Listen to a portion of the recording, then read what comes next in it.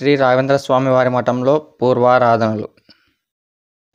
కర్నూలు జిల్లా మంత్రాలయం మండల కేంద్రంలోని శ్రీ రాఘవేంద్ర స్వామి వారి మఠంలో సుయతీంద్ర తీర్థ స్వామి వారి పూర్వారాధనల సందర్భంగా బృందావనానికి నిర్మాల్యం చేసి తులసి అర్చన, పంచామృత అభిషేకం వంటి విశేష పూజలు శ్రీమఠం పీఠాధిపతి శ్రీ సుబుధేంద్ర తీర్థ స్వామి నిర్వహించారు. బృందావనాన్ని వెండి కవచాలతో, పుష్పహారాలతో అలంకరించారు.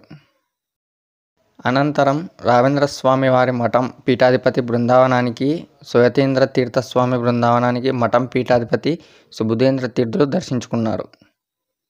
పండితుల ద్వారా ప్రవచనాలు, సంస్కృతి సాంప్రదాయాలు నిర్వహించారు.